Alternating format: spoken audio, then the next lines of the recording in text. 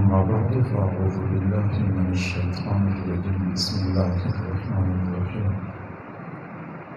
محمد رسول الله والذين معه أشداء على الكفار رحماء بينهم صدق الله العظيم وبلغنا رسوله النبي الكريم ونحن على ذلك لمن الشاهدين والشاكرين والحمد لله رب العالمين اللهم صل على سيدنا محمد وعلى آل سيدنا محمد وبارك وسلم۔ حضور صلی اللہ علیہ وسلم کے مبارک ناموں میں سے ایک بہت پیارا نام مجتبیٰ ہے۔ مجتبیٰ کا معنی ہے چنا ہوا۔ اللہ رب العزت نے بنی آدم میں سے سب سے زیادہ بلند مراتب کے لیے اپنے محبوب صلی اللہ علیہ وسلم کا چناؤ فرمایا تھا، اس لیے آپ کا ایک نام مجتبیٰ ہے۔ نہ صرف یہ کہ حضور صلی اللہ علیہ وسلم کو مقامات رفیعہ کے لیے چنا گیا تھا، بلکہ آپ کی ذات کے ساتھ نسبت رکھنے والی تمام شخصیات کو اللہ رب العزت نے ان کے اپنے اپنے مقام کے لیے چن لیا تھا۔ چنانچہ جو آپ صلی اللہ علیہ وسلم کی ازواج مطہرات تھیں وہ حضور صلی اللہ علیہ وسلم کی اپنی پسند نہیں تھی، اپنی پسند کی بنیاد پہ یہ نکاح نہیں ہوئے تھے، نہیں کسی اور شخص کی پسند اور چناؤ کی بنیاد پہ یہ نکاح ہو چکے تھے، بلکہ یہ اللہ رب العزت نے حضور صلی اللہ علیہ وسلم کے لیے ان کو منتخب فرمایا تھا۔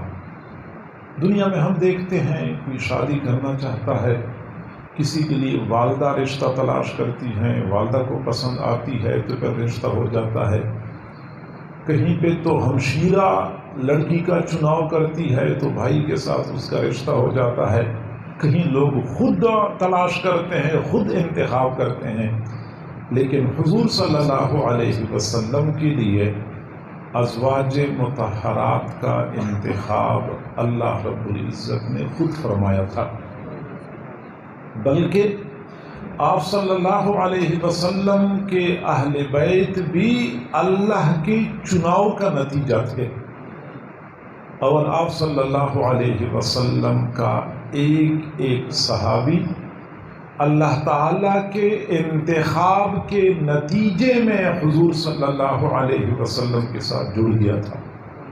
یہ ایسا نہیں تھا کہ جب آپ علیہ السلام نے نبوت کا دعویٰ کیا تو کچھ لوگ ایسے تھے جو اتفاقیہ طور پہ آپ کے ارد گرد اکٹھے ہو گئے، ایسا بھی نہیں تھا کہ یہ وہ لوگ تھے جو دنیاوی اغراض کی خاطر آپ کی جماعت میں شامل ہو گئے تھے، یہ ایسا بھی نہیں تھا کہ یہ لوگ اپنی ذہانت اور قابلیت کی بنیاد پہ رسول اللہ کی صحبت کے مستحق بنے تھے، نہیں، بلکہ یہ اللہ تعالیٰ نے خود ان کو رسول اللہ کی صحبت کے لیے چن لیا تھا۔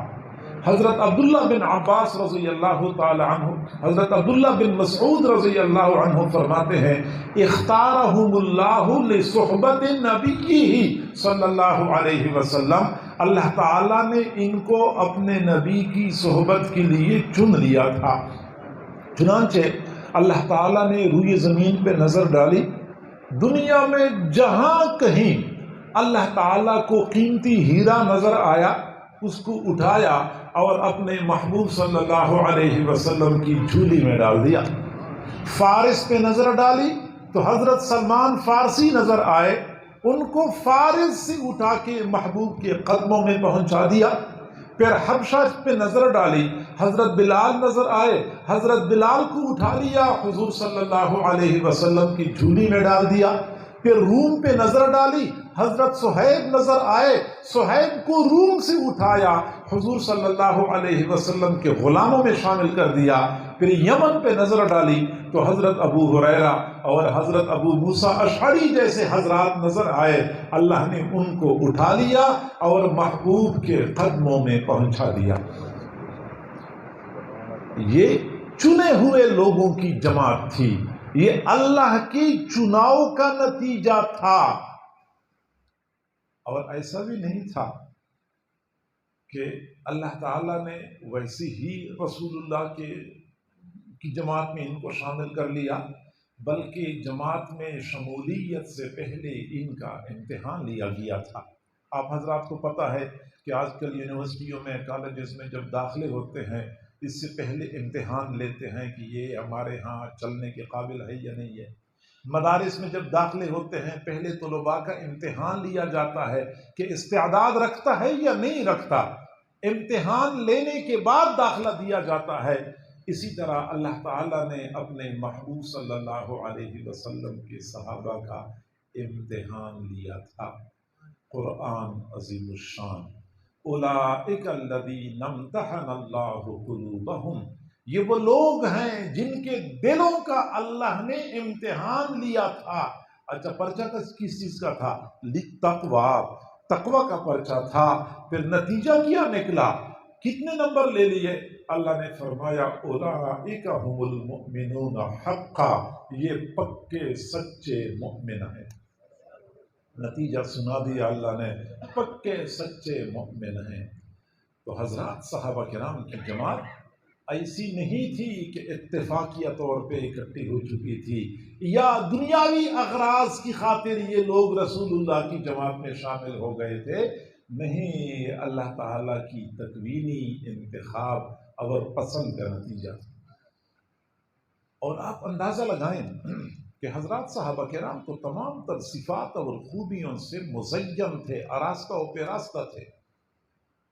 وہ علماء تھے، ایک صحابی اعلیٰ پائی کے عالم تھے، وہ مجاہدین تھے، وہ دین کے داعی تھے، وہ ذاکرین تھے، وہ عابدین تھے. عبادت میں بھی سب سے اعلیٰ، ذکر و اذکار بھی سب سے اعلیٰ. دین کے دعوت کا کام ان جیسا کوئی کر نہیں سکتا. جہاد میں ان کے کارنامے ہم سب کے سامنے ہیں. تو وہ مجاہدین بھی تھے، راکرین بھی تھے، عابدین بھی تھے، علماء بھی تھے. لیکن آج جب ہم بات کرتے ہیں تو یہ نہیں کہتے کہ حضور صلی اللہ علیہ وسلم کے ارد گرد عابدین بیٹھے ہوئے تھے، رسول اللہ کے ارد گرد ذاکرین بیٹھے ہوئے تھے، رسول اللہ کے ارد گرد علماء کی جماعت تھی. نہیں، بلکہ آج ہم کہتے ہیں کہ حضور صلی اللہ علیہ وسلم کے ارد گرد صحابہ بیٹھے ہوئے تھے. گویا کہ حضرات صحابہ کرام کے لیے ذاکرین کا نام نہیں چنا گیا، صحابہ کرام کے لیے عابدین کے نام کا انتخاب نہیں کیا گیا، بلکہ صحابہ کے نام کا انتخاب کیا گیا، کیونکہ صحابہ صحبت سے نکلا ہوا ہے. اشارہ اس بات کی طرف ہے کہ حضرات صحابہ کرام کے تمام تر بلند مقامات اسی صحبت کی وجہ سے ان کو ملے تھے. اور آپ اندازہ لگا سکتے ہیں کہ آج اہل علم حضرات کہتے ہیں کہ کسی اللہ والی کی صحبت میں ایک لمحے کے لیے بیٹھنا 100 سال کی بیریا عبادت سے بہتر ہے. اگر ایک عام اللہ والی کی صحبت میں ایک لمحے کے لیے بیٹھنا اتنی اہمیت اور فضیلت رکھتا ہے، حضور صلی اللہ علیہ وسلم تو سید الاولیاء تھے، سید الانبیاء تھے، سید الرسل تھے. تو ان کی صحبت میں بیٹھنے پہ بندے کو کیا بلند مقامات ملتے ہوں گے، ہم اس کا اندازہ نہیں کر سکتے.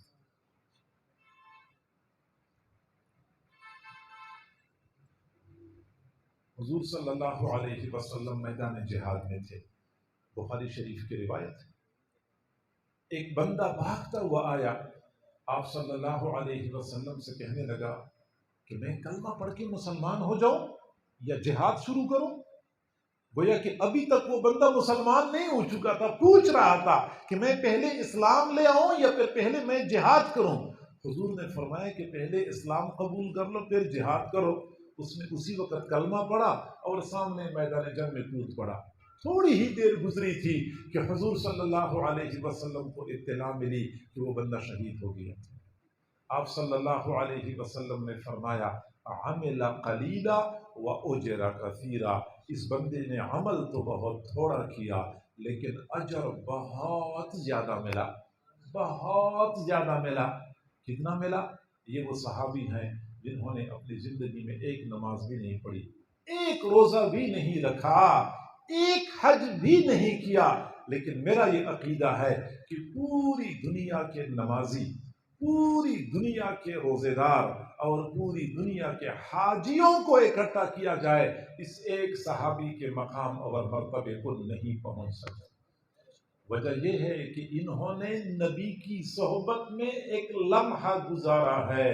سچی بات یہ ہے کہ وہ آنکھیں جنہوں نے ایمان کی حالت میں حضور صلی اللہ علیہ وسلم کے مبارک چہرے کا ایک مرتبہ دیدار کیا ہے، ان آنکھوں کی عظمت اور علو رتبہ کا ہم اندازہ نہیں کر سکتے۔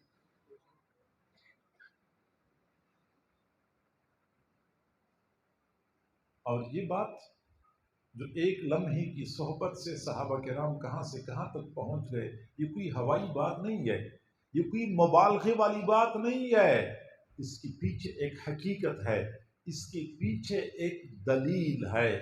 آپ سب حضرات کو پتہ ہے کہ جب کوئی بندہ بیٹھا ہوتا ہے تو زندہ رہنے کے لیے سانس لینا ضروری ہوتا ہے، تو جب بندہ سانس لیتا ہے تو باہر کی سانس اندر کو جاتی ہے، اندر کی سانس باہر کو آتی ہے۔ اب جب بندہ مجلس میں بیٹھا ہوتا ہے تو جب اندر کی سانس باہر کو آتی ہے تو سانس کے اندر کے ذرات ہوا میں تحلیل ہو جاتے ہیں، اگلا بندہ جب سانس لیتا ہے تو وہی ذرات جو ہوتے ہیں اس بندے کے اپنے جسم میں داخل ہو جاتے ہیں۔ جدید سائنس بھی یہ بات مانتی ہے، عقل بھی یہ بات مانتی ہے۔ تو جب حضور صلی اللہ علیہ وسلم مجلس میں تشریف فرما ہوں اور آپ کی مبارک سانسیں، معطر سانسیں جب ہوا میں تحلیل ہوتی ہوں، پھر صحابہ کرام انہی تحلیل شدہ سانسوں کو اپنی سانس کے ذریعے اندر لے کے جاتے ہوں، تو گویا کہ رسول اللہ کی سانس کے جو اجزاء ہوتے ہیں وہ حضرات صحابہ کرام کی جسم کا جز بنتے ہوں گے، اور اس کے نتیجے میں حضرات صحابہ کرام کا مرتبہ بلند ہوتا ہوگا۔ اور یہی وجہ ہے کہ حضرت عبداللہ بن مبارک رحمہ اللہ سے کسی نے پوچھا کہ حضرت عمر بن عبدالعزیز بہتر ہیں یا حضرت امیر معاویہ رضی اللہ تعالیٰ عنہ بہتر ہیں؟ آپ کو پتہ ہے کہ حضرت امیر معاویہ رضی اللہ تعالیٰ عنہ رسول اللہ صلی اللہ علیہ وسلم کے جلیل القدر صحابی تھے، جبکہ حضرت عمر بن عبدالعزیز اگرچہ اعلیٰ پائے کے ولی تھے، ہم مانتے ہیں بڑے اعلیٰ مرتبے کے تابعی تھے، لیکن صحابی ہونے کے شرف سے محروم تھے، صحابیت کا شرف ان کو حاصل نہیں تھا۔ ہاں، اگلی بات یہ کہ جب حضرت امیر معاویہ رضی اللہ تعالیٰ عنہ کی خلافت تھی تو انتشار تھا، اختلافات تھے، اور جب حضرت عمر بن عبدالعزیز رحمہ اللہ کی خلافت تھی تو امن تھا، سکون تھا، اطمینان تھا۔ اس لیے سائل نے سوال پوچھا کہ حضرت عمر بن عبدالعزیز بہتر ہیں جن کی خلافت میں امن اور سکون تھا، یا پھر حضرت امیر معاویہ بہتر ہیں جو اگرچہ صحابی تو ہیں لیکن ان کی خلافت میں امن نہیں تھا، اطمینان نہیں تھا، اتفاق نہیں تھا؟ حضرت عبداللہ بن مبارک رحمہ اللہ نے کمال کا جواب دیا ہے، یاد رکھنے کے قابل ہے۔ فرمایا کہ جب حضرت امیر معاویہ رضی اللہ تعالی عنہ حضور صلی اللہ علیہ وسلم کی معیت میں جہاد کر رہے ہوتے تھے، میدان جنگ کی مٹی اڑ رہی ہوتی تھی، حضرت امیر معاویہ کے گھوڑوں کے نتنوں میں وہ مٹی پھنس جاتی تھی، وہ مٹی حضرت عمر بن عبدالعزیز سے بہتر ہے۔ وجہ کیا ہے کہ وہ عام مٹی نہیں ہے، یہ وہ مٹی ہے کہ حضور صلی اللہ علیہ وسلم کی مبارک سانسیں جب ہوا میں تحلیل ہو گئی تھی، وہی ہوا اس مٹی پر لگ چکی تھی، وہی مٹی حضرت امیر معاویہ کے گھوڑوں کے نتنوں میں پھنس گئی تھی، اس لیے وہ مٹی حضرت عمر بن عبدالعزیز سے بہتر ہے۔ رسول اللہ صلی اللہ علیہ وسلم کی صحبت کہاں سے کہاں تک پہنچاتی ہوگی؟ وہ تو رسول اللہ تھے، رسول اللہ کے ایک غلام تھے، حضرت مصعب بن عمیر رضی اللہ تعالیٰ عنہ۔ ابھی آپ صلی اللہ علیہ وسلم نے مکہ مکرمہ سے مدینہ منورہ کی طرف ہجرت نہیں فرمائی تھی۔ اپنے سے پہلے حضرت مصعب بن عمیر کو بھیجا کہ جائیں اور مدینہ منورہ میں لوگوں کو قرآن پڑھائیں، چونکہ حضور کے جانے سے پہلے مدینہ منورہ میں کافی لوگ مسلمان ہو چکے تھے، ان کو قرآن پڑھائیں۔ جب حضرت مصعب بن عمیر رضی اللہ عنہ نے وہاں پہ قرآن پڑھانا شروع کر دیا، جوک در جوک لوگ آتے تھے، ان کا قرآن سنتے تھے، کلمہ پڑھ کے مسلمان ہو جاتے تھے۔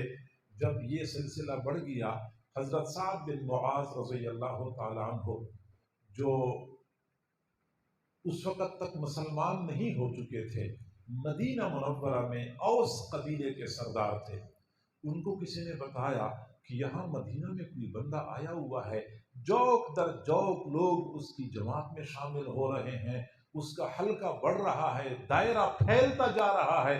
تو ظاہری بات ہے کہ حضرت سعد بن معاذ کو غصہ آیا کہ یہ کون ہے جو ہمارے ہوتے ہوئے اپنا اثر رسوخ بڑھا رہا ہے، تو اپنے چچا زاد بھائی حضرت اسید بن حضیر کو بھیجا کہ جاؤ پتہ کر لو یہ بندہ کون آیا ہوا ہے اور یہ کیا کر رہا ہے۔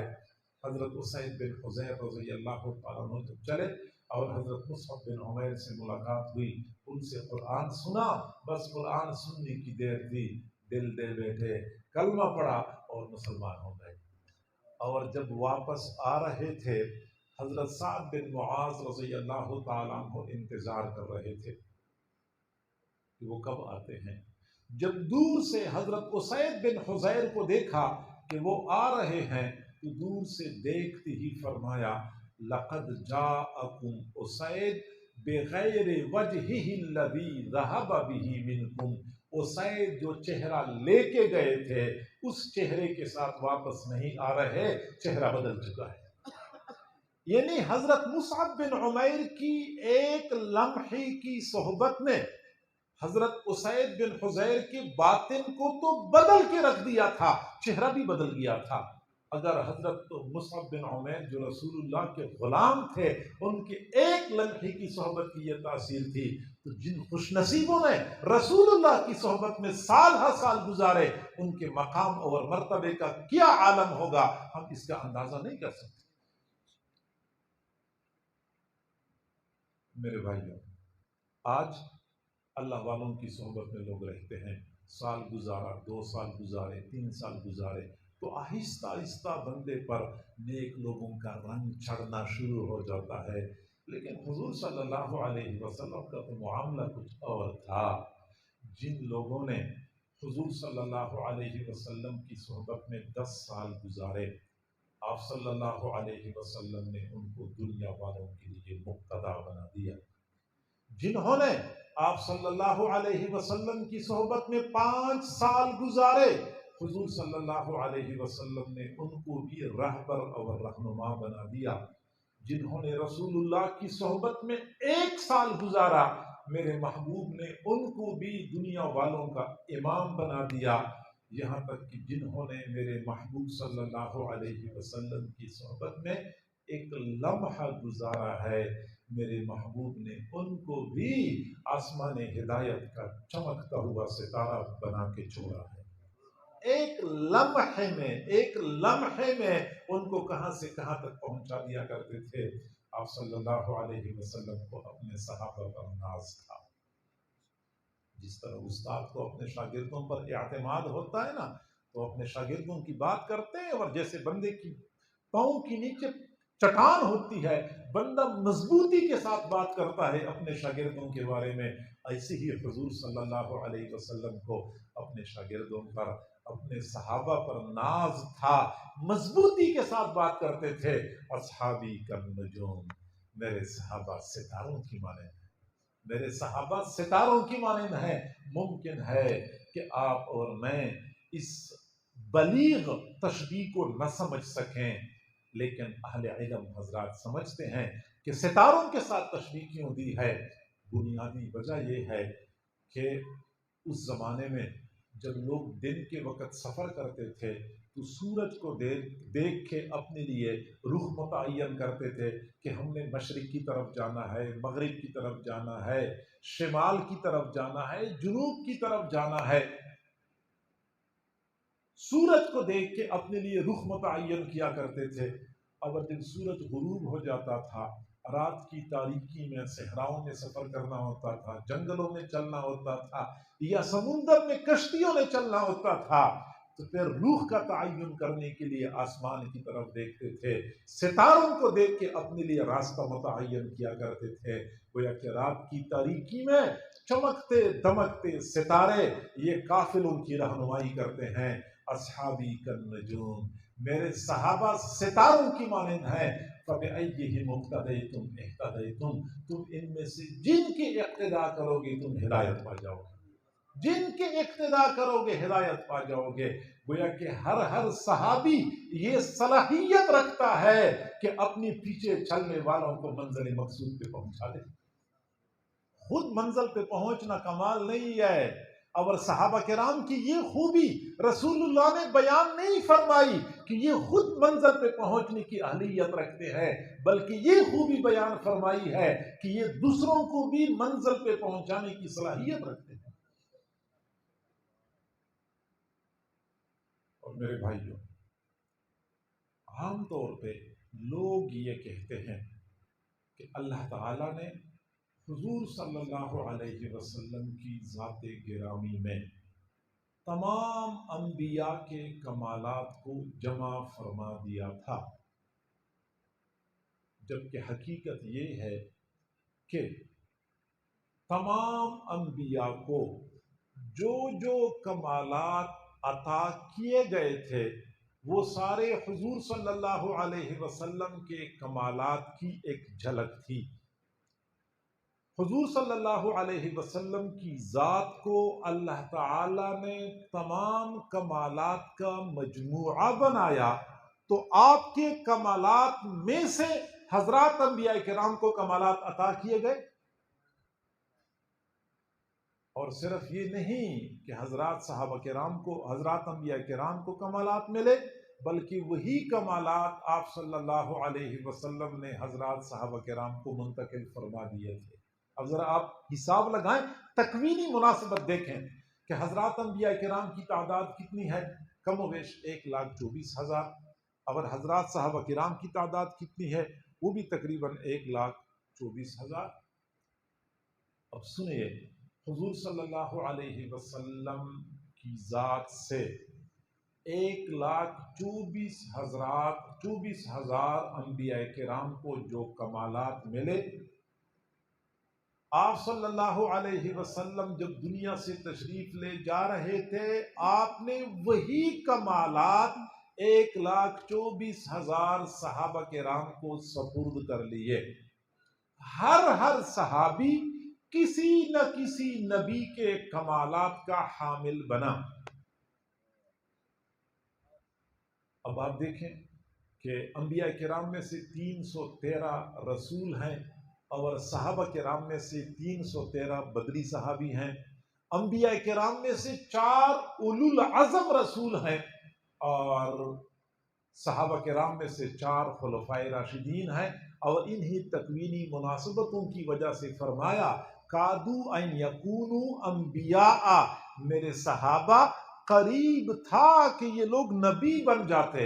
گویا کہ انبیاء کے کمالات ایسے کامل طور پہ ان کے اندر پائے جاتے ہیں کہ قریب تک یہ لوگ نبی بن جاتے، لیکن چونکہ حضور صلی اللہ علیہ وسلم کے بعد کسی نبی نے نہیں آنا تھا، اس لیے یہ دروازہ بند ہے۔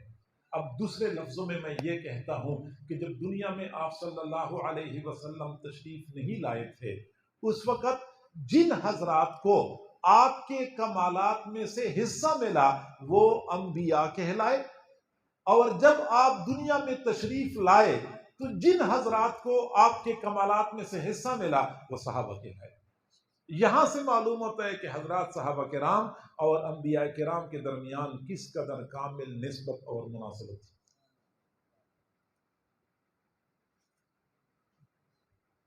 معزز سامعین، جس طرح درخت اپنے پھل سے پہچانا جاتا ہے، استاد اپنے شاگردوں سے پہچانے جاتے ہیں۔ بڑا باکمال استاد ہے، بہت بڑا عالم ہے، بھائی بہت بڑا عالم کیسے پتہ چلے گا کہ فلاں عالم بھی ان کا شاگرد ہے، فلاں بھی ان کا شاگرد ہے، فلاں بھی پھر پتہ چلتے ہیں اچھا اتنی بڑی شخصیات کے استاد واقعی بڑے عالم ہوں گے۔ تو استاد شاگردوں سے پہچانے جاتے ہیں، اور اگر شاگردوں میں کوئی کمی پائی جاتی ہے تو اس کمی کی نسبت بھی استاد کی طرف کی جاتی ہے کہ استاد ٹھیک طرح تربیت نہیں کرتے، استاد ٹھیک طرح پڑھاتے نہیں ہیں، استاد کے شاگردوں میں یہ کمی نظر آ رہی ہے۔ اب مزے کی بات آپ کو بتاؤں، آپ حضرات محسوس نہ کرنا، محسوس تو نہیں کریں گے نا؟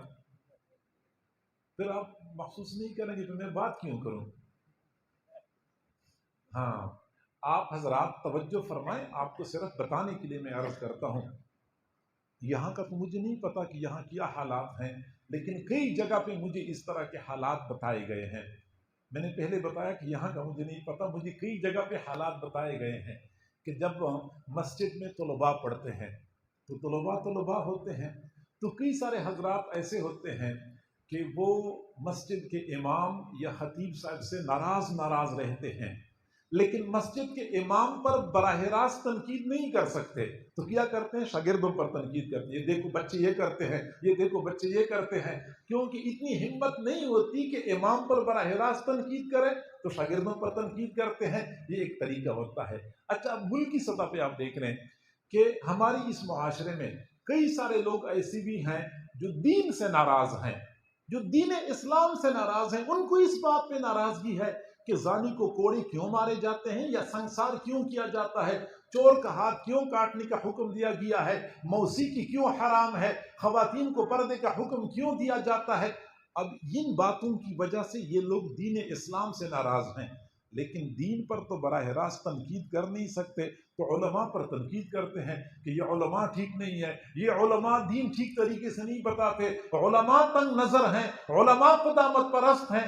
یہ نہیں کہتے کہ دین قدامت پرستی کی تعلیم دیتا ہے، دین کے بارے میں تو کچھ کہہ نہیں سکتے، تو علماء پر تنقید کرتے ہیں۔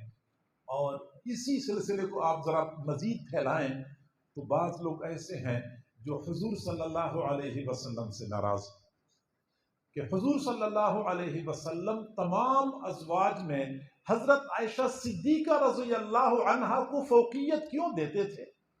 پھر حضور صلی اللہ علیہ وسلم نے صحابہ کرام میں حضرت عمر اور حضرت ابو بکر صدیق کو اپنے پاس 14 صدیوں سے مہمان کیوں بنایا ہوا ہے اور اپنے پاس ٹھہرایا ہوا ہے، اور ان کو اتنی برتری اور فضیلت کیوں دیا کرتے تھے؟ وہ ناراض ہیں حضور صلی اللہ علیہ وسلم سے، لیکن حضور صلی اللہ علیہ وسلم پر تنقید کرنے کے لیے تو بڑی ہمت چاہیے، کر نہیں سکتے تو کیا کرتے ہیں؟ حضرات صحابہ کرام پر تنقید کرتے ہیں، اور صحابہ کرام پر تنقید حقیقت میں رسول اللہ صلی اللہ علیہ وسلم پر تنقید سمجھی جاتی ہے، کیونکہ صحابہ کرام براہ راست شاگرد تھے، حضور صلی اللہ علیہ وسلم کے فیض یافتہ تھے۔ شاگردوں کی کمی کوتاہی حقیقت میں استادوں کی طرف منسوب ہوتی ہے، اور یہی بات آج سے 14 صدیاں پہلے حضور صلی اللہ علیہ وسلم نے بیان فرمائی تھی۔ من احبہم فبحبی احبہم ومن ابغضہم فببغضی ابغضہم۔ جو بندہ صحابہ سے محبت کرتا ہے حقیقت میں اس کے دل میں میری محبت ہے، میری محبت کی وجہ سے صحابہ سے محبت کرتا ہے، اور جو بندہ صحابہ سے بغض رکھتا ہے حقیقت میں اس کے دل میں میرا بغض ہے، میرے بغض کی وجہ سے میرے صحابہ سے بغض رکھتا ہے۔ حقیقت میں بغض رسول اللہ کے لیے ہوتا ہے دل میں، لیکن اس کا اظہار نہیں کر سکتے، تو صحابہ کرام کے خلاف غیظ و غضب کا اظہار کر رہے ہوتے ہیں۔ اور میرے بھائیوں، یہ بات یاد رکھیں کہ حضرات صحابہ کرام کے مقام اور مرتبے کو معلوم کرنا ہو تو کبھی بھی تاریخی روایات کے تناظر میں صحابہ کو نہ دیکھیں۔ مورخین نے کیا لکھا ہے، کیا رتب و یابس شامل کیا ہوا ہے، آپ حضرات کو پتہ ہے کہ خطیب جو ہوتے ہیں یا پیشہ ور واعظین جو ہوتے ہیں ان کا وعظ تب مقبول ہوتا ہے جب وہ رتب و یابس کا فرق کیے بغیر سامعین کی رعایت کرتے ہیں کہ وہ کیا چاہتے ہیں، وہی سناتے رہتے ہیں تو لوگ خوش ہوتے ہیں۔ چنانچہ یہ کربلا کا واقعہ ہے تو فلاں واقعہ ہے، ایسے بڑا چڑھا کے بیان کیا جاتا ہے، مقصد صرف اتنا ہے کہ جیسے لوگ چاہتے ہیں ویسے میں پیش کر لوں۔ اسی طریقے سے جو لوگ لکھتے ہیں، لکھنے والے مؤرخین نے بھی اپنی کتابیں بیچنی ہوتی تھیں، ان کو کوئی ثواب کی نیت نہیں ہوتی تھی، کتاب بیچنی ہوتی ہے، اور کتاب بیچنے کے لیے وہ یہ دیکھتا ہے کہ میں کوئی ایسے نوادرات پیش کر لوں کہ کسی اور کتاب میں نہ ہو، تاکہ میری کتاب زیادہ شوق سے لوگ پڑھیں، زیادہ شوق سے لوگ خریدیں۔ کتاب بیچنے کا یہی طریقہ ہوتا ہے۔ تو مورخین نے تو اپنی کتابوں کو بیچنے کے لیے یقیناً بہت کچھ اپنی کتابوں میں شامل کیا ہے۔ آپ نے اگر حضرات صحابہ کرام کو دیکھنا ہے تو تاریخ کے اوراق میں صحابہ کرام کا مقام اور مرتبہ معلوم نہ کریں، بلکہ قرآن کی آیات میں، قرآن کی آیات کے تناظر میں حضرات صحابہ کرام کو دیکھیں، کیونکہ صحابہ کرام تاریخی شخصیات نہیں تھیں، وہ قرآنی شخصیات تھیں۔ قرآن جن کے عظمت پہ گواہ ہے، اب اس کے مقابلے میں کسی مؤرخ کی تاریخ کا کوئی اعتبار نہیں ہوگا۔ میرے سامنے ایک مرتبہ ایک بندہ آیا، وہ یہی بات کر رہا تھا کہ فلاں مورخ نے ایسی بات لکھی ہے، میں نے کہا قرآن میں یہ لکھا ہوا ہے۔ اس نے پھر کہا کہ فلاں مورخ نے یہ لکھا ہے، میں نے کہا قرآن میں یہ اللہ نے فرمایا ہے۔ اب وہ میری طرف دیکھ رہا ہے کہ آپ عجیب باتیں کرتے ہیں۔ میں نے کہا اب آپ بتائیں کہ میں قرآن کی بات مانوں یا آپ کے مورخ کی بات مانوں؟ تو صحابہ کرام قرآنی شخصیات تھیں، وہ تاریخی شخصیات نہیں تھی۔ تاریخ پڑھ کے صحابہ کرام کے مقام اور مرتبے کا تعین نہ کریں، بلکہ قرآن پڑھ کے صحابہ کرام کے مرتبے کو معلوم کرنے کی کوشش کریں۔ قریب کے زمانے میں حضرت علامہ ڈاکٹر خالد محمود صاحب رحمہ اللہ تعالی بہت اعلیٰ پائے کے دانشور تھے، بہت بڑے عالم تھے۔ وہ فرما رہے تھے کہ میرے پاس ایک آدمی آیا اور کہنے لگا کہ حضرت امیر معاویہ رضی اللہ عنہ کے بارے میں میرے ذہن میں ایک اشکال ہے، سوال ہے۔ میں نے کہا ٹھیک ہے، آپ کے ذہن میں سوال ہوگا، لیکن وہ صحابی ہیں۔ اس نے کہا کہ حضرت کوئی تقریباً 10 ایک سوالات میں نے اکٹھے کر رکھے ہیں۔ فرمایا ٹھیک ہے، آپ نے 10 سوالات اکٹھے کیے ہوں گے، لیکن وہ صحابی ہیں۔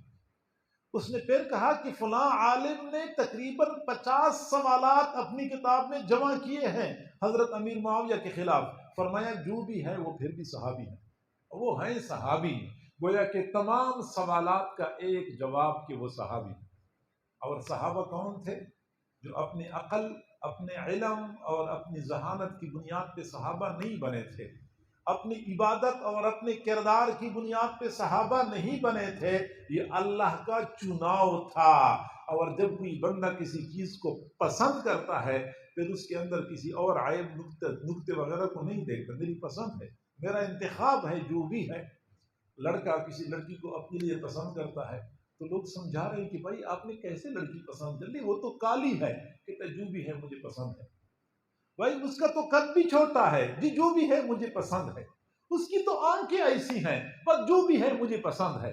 اب جو بھی بندہ کوئی عیب کی بات کرے وہ ایک ہی جواب دیتے ہیں کہ مجھے پسند ہے۔ میں کہتا ہوں کہ آپ یہ کہہ دیں کہ ان کے بارے میں یہ سوال ہے، جو بھی ہے وہ اللہ کی پسند ہے۔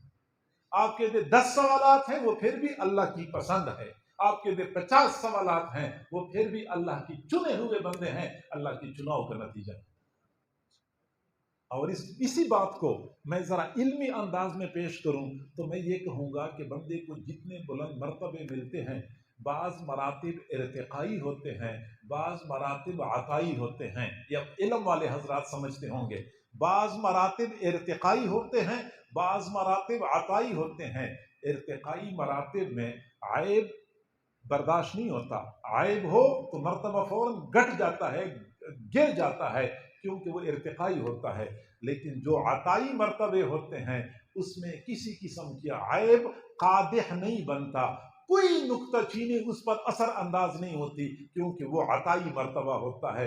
حضرات صحابہ کرام کو جو مرتبہ ملا تھا وہ اپنی عبادت کے زور پہ نہیں ملا تھا، اپنی ذہانت اور قابلیت کے زور پہ نہیں ملا تھا، ذات اور حسب نسب کے زور پہ نہیں ملا تھا، شکل و صورت کی بنیاد پہ نہیں ملا تھا، یہ اللہ کے فضل کا نتیجہ تھا۔ اور جب اللہ کا فضل کسی بندے پر ہو جاتا ہے پھر یہ میرے اور آپ کے سوالات ان کے سامنے ہیچ ہو جاتے ہیں۔ تو یہ اچھا جواب ہے کہ یہ عطائی مرتبہ تھا، وہ صحابی تھے، ان کا عطائی مرتبہ تھا، اور ان سوالات کی کوئی حیثیت نہیں ہے، کوئی اعتبار نہیں ہے۔ اور میں اگلی بات عرض کروں آپ حضرات سے کہ اگر ہم نے صحابہ کرام کی شان جو بلند ہے ہم نے اس کا انکار کر دیا، حضرات صحابہ کرام کو ناقابل اعتماد شخصیات قرار دیا، تو ایک تو یہ تنقید براہ راست رسول اللہ کی طرف متوجہ ہوتی ہے۔ دوسری بات یہ ہے کہ اگر صحابہ کرام ناقابل اعتماد ہیں تو ہمارے پاس کچھ بھی باقی نہیں بچتا، ہماری جھولی خالی، نہ ہمارے پاس قرآن باقی بچ سکتا ہے، نہ حدیث باقی بچتی ہے، نہ دین باقی بچتا ہے، کیونکہ قرآن کیسے قابل اعتماد ہو جبکہ قرآن ان صحابہ نے ہم تک پہنچایا ہے جو خود ناقابل اعتماد تھے۔ حدیث کے اوپر ہم کیسے اعتماد کریں جبکہ حدیث پہنچانے والے ہم تک صحابہ تھے، اور صحابہ پر اعتماد نہیں ہے؟ تو جب صحابہ پر اعتماد نہیں ہے تو نہ قرآن پر اعتماد ہے، نہ حدیث پر اعتماد ہے، نہ دین پر اعتماد ہے، سب کچھ سے ہم محروم ہو جائیں گے۔ تو صحابہ کرام پر اعتماد کرنا پڑے گا۔ اب اگلی بات کہ آج کل ہمارے بہت سارے دانشور جو بیچارے دن رات ایک کر کے سوشل میڈیا پہ، الیکٹرانک میڈیا پہ اسی کام میں لگے ہوئے ہیں کہ مقدس شخصیات سے آج کے نوجوانوں کو، جدید طبقے کو متنفر کر دیا جائے، بیزار کر دیا جائے۔ میں آپ حضرات سے بارہا یہ عرض کر چکا ہوں اور اب بھی یہ بات کرتا ہوں کہ اگر آپ لوگوں نے دین سیکھنا ہے، انما العلم بالتعلم، بخاری شریف میں، کہ علم وہی معتبر ہوتا ہے جو باقاعدہ بندہ اپنی استاد سے سیکھتا ہے۔ تو جنہوں نے اپنے اساتذہ سے علم سیکھا، انہوں نے اپنے اساتذہ سے سیکھا، انہوں نے اپنے اساتذہ سے سیکھا، یہ سلسلہ چلتے چلتے حضور صلی اللہ علیہ وسلم تک متصل سند کے ساتھ پہنچتا ہے۔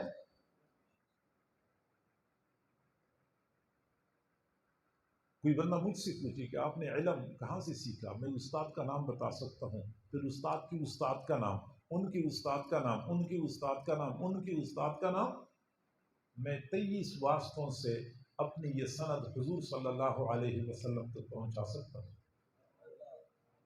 تو پتہ چلا کہ اگر ہم نے علم حاصل کیا ہے تو ان لوگوں سے جنہوں نے باقاعدہ اپنے استادوں سے علم حاصل کیا تھا، انہوں نے اپنے استادوں سے علم حاصل کیا تھا۔ اسی کے بارے میں بخاری شریف نے فرمایا انما العلم بالتعلم، علم وہی معتبر ہے جو باقاعدہ اساتذہ سے سیکھا جاتا ہے۔ اور یہ جو شخصی مطالعہ ہوتا ہے، مختلف کتابوں کا مطالعہ کر لیا، انٹرنیٹ سے مطالعہ کر لیا، کچھ اردو تراجم کا مطالعہ کر لیا، پھر بندہ اپنے آپ کو علامہ، فہامہ، دانشور، سکالر سمجھنا شروع کر دیتا ہے، تو چونکہ باقاعدہ استاد تو ان کا کوئی ہوتا نہیں ہے، تو جہاں کہیں ٹھوکر لگتی ہے ان کو پتہ نہیں چلتا کہ میں غلطی کر رہا ہوں۔ نتیجہ کیا نکلتا ہے کہ ان کی رہنمائی کرنے والا کوئی ہوتا نہیں ہے، اور جب رہنمائی نہ کرے کوئی تو پھر تو عقل بندے کو ادھر ادھر گھمائے رکھتی ہے اور بندہ در در کی ٹھوکریں کھاتا رہتا ہے، راہ راست پہ وہ بندہ نہیں آ سکتا۔ چنانچہ آپ آج بھی بہت سارے ایسے دانشور دیکھتے ہوں گے، سنتے ہوں گے، جن کی زندگی کا نصب العین یہی ہے کہ آج کے نوجوان کو علماء سے بیزار کر دیا جائے، سلف صالحین سے بیزار کر دیا جائے، فقہاء اور محدثین سے متنفر کر دیا جائے، یہاں تک کہ صحابہ کرام جیسی مقدس شخصیات سے بھی لوگوں کو متنفر کیا جاتا ہے۔ اور مزے کی بات کیا ہے، بڑی بے شرمی کے ساتھ کہہ دیتے ہیں کہ یہ وہ بات ہے جو تمہارے مولوی تمہیں نہیں بتاتے، مولویوں نے ابھی تک یہ بات چھپائی ہوئی تھی، میں تمہارے سامنے واضح کر رہا ہوں۔ گویا کہ 14 صدیوں سے جن حضرات نے ہم تک دین پہنچایا، وہ سارے کے سارے دین پہنچانے میں بددیانتی کرتے رہے، خیانت کرتے رہے، چھپاتے رہے، اور آج میں بڑا دیانتدار سامنے آ گیا اور ساری باتیں آپ کے سامنے میں کھول رہا ہوں۔ ہوتا کیا ہے اور یہ ایسا کیوں ہوتا ہے؟ میں آپ کو بتاؤں کہ علماء نے ایک بات بیان نہیں کی ہے، انہوں نے ایک بات بیان کر لی، ایسا کیوں ہوتا ہے؟ ایک تو یہ بات ہے کہ مزاج شریعت یہ ہے کہ اس طرح کے نادر روایات یا نوادرات کی پیچھے پڑنا یہ گمراہی کو دعوت دینے کے مترادف ہے۔ یہ نوادرات کی پیچھے نہیں پڑنا ہوتا، یہ لوگ نوادرات کے پیچھے پڑ جاتے ہیں۔ دوسری بات یہ ہے کہ یہ جب بھی اپنے دعوے کے بارے میں کوئی دلیل پیش کریں گے تو ہمیشہ کے لیے سیاق و سباق سے ہٹ کے پیش کریں گے۔ کسی بھی حدیث کو سمجھنے کے لیے، صحابی کی کسی قول کو سمجھنے کے لیے، کسی آیت کو سمجھنے کے لیے سیاق و سباق کا ساتھ بیان کرنا انتہائی ضروری ہوتا ہے، ورنہ معنی کہاں سے کہاں تک پہنچ جاتا ہے۔ اب میں آپ کو بتاؤں، قرآن پاک کی ایک آیت ہے، یا ایھا الذین آمنوا لا تقربوا الصلاة وانتم سکارى۔ جب ابھی شراب کی حرمت نازل نہیں ہوئی تھی، لوگ شراب پیتے تھے، تو حضور اللہ تعالیٰ نے فرمایا جب تم نشے کی حالت میں ہو تو نماز کے قریب نہ جاؤ، یعنی نماز نہ پڑھو، نشہ اتر جائے پھر نماز پڑھا کرو۔ لا تقربوا الصلاة، تم نماز کے قریب نہ جاؤ، وانتم سکارى، جب تم نشے کی حالت میں ہو۔ اب یہ ہے پوری آیت، یہ ہے اس کا پورا معنی۔ لیکن ایک آدمی کہتا ہے کہ دیکھیں مولویوں نے ابھی تک تمہیں یہ بات بتائی بھی نہیں تھی، حالانکہ میں تمہیں بتاتا ہوں کہ قرآن کہتا ہے کہ لا تقربوا الصلاة، تم نماز کے قریب نہ جاؤ۔ خواہ مخواہ مولوی کہتے تم 5 وقت نماز پڑھا کرو، نماز نہیں پڑھو گے تو جہنم میں جاؤ گے، بے نمازی ایسا ہوتا ہے، بے نماز۔ خواہ مخواہ میں مولویوں نے دین مشکل بنایا ہوا ہے، قرآن کہتا ہے کہ لا تقربوا الصلاة، نماز کے قریب نہ جاؤ۔ بس دیکھا، وہ بات میں نے آپ کو بتائی ہے کہ آج تک کوئی مولوی آپ لوگوں کو نہیں بتا سکا۔ اب آپ کہیں گے واقعی عجیب بات ہے، ابھی تک ہمیں نہیں معلوم تھی، علماء کو یہ اس طرح کی بات کرتے ہیں، سیاق اور سباق سے ہٹ کے درمیان والا ٹکڑا لے لیتے ہیں اور بڑے دعوے کرتے ہیں کہ میں نے وہ تحقیق کی ہے جو اب تک کوئی بندہ نہ کر سکا۔ لہٰذا پھر وہ کیا ہوتا ہے کہ ہم کہتے ہیں کہ علماء بددیانتی کرتے ہیں، صحیح بیان نہیں کرتے، یا علماء کو کسی چیز کا پتہ ہی نہیں ہے۔ نتیجہ یہ نکلتا ہے کہ لوگ علماء سے بدگمان ہو جاتے ہیں، صحابہ کرام سے بدگمان ہو جاتے ہیں۔ پھر جب بندہ اپنے بڑوں سے بدگمان ہو جاتا ہے، کٹ جاتا ہے، تو جنہوں نے ان کو سمجھانا تھا ان سے تو بندہ کٹ گیا، تو ان کے ہاتھ میں کھلونا بن گیا۔ پھر کٹی ہوئی پتنگ کا تو پھر حشر لوگ کرتے ہیں، جو چاہیں وہ کر لیں۔ لہٰذا ہمیں چاہیے کہ ان حضرات کے کہنے کی وجہ سے نہ ہم اپنے اکابر اسلاف سے بدگمان ہوں، نہ ہم صحابہ کرام سے بدگمان ہوں، نہ ہم موجودہ علماء اور مشائخ سے بدگمان ہوں۔ حضرات، صحابہ کرام کا کارخانہ بلند ہے، اپنی عقل اور اپنی نارسا فہم کی بنیاد پہ صحابہ کرام کی شخصیات کو تولنا اور وزن کرتے رہنا یقیناً اپنی اوپر شقاوت اور بدبختی کے دروازے کھولنے کے مترادف۔ ایسی حرکت سے اجتناب کرنا چاہیے، سننا ہی نہیں چاہیے صحابہ کرام کے بارے میں کسی بندے کی تنقید، سننا ہی نہیں چاہیے۔ کوئی بندہ آپ کے پاس واٹس ایپ پہ یا فیس بک پہ کوئی چیز بھیج دیتا ہے، اس سے معذرت کر لیا کرو، دوبارہ میرے پاس اس طرح کوئی چیز بھیجنی ہی نہیں ہے، جس طرح کہ آج کل یہ دانشور کر رہے ہیں، اس طرح کوئی چیز میرے پاس بھیجنی ہی نہیں ہے، بس پہلے ہی قدم پہ اس کا راستہ روک لیا کریں۔ یہ پوری گفتگو اس لیے کر لی کہ جب محرم الحرام کا مہینہ شروع ہوتا ہے تو پھر ہم میں سے ہر بندہ سکالر بن جاتا ہے، محقق بن جاتا ہے۔ تو ایسے 14 صدیاں پہلے رونما ہونے والے واقعات کے بارے میں یہاں سے بیٹھ کے تبصرے کرنا شروع کر دیتے ہیں، کون صحیح ہے کون غلط ہے، کس کا کتنا جرم تھا، اور پھر نتیجہ یہ نکل گیا کہ پھر حضرات صحابہ کرام ہماری تنقید کی زد میں آ جاتے ہیں۔ اس لیے میں نے یہ بات عرض کی ہے۔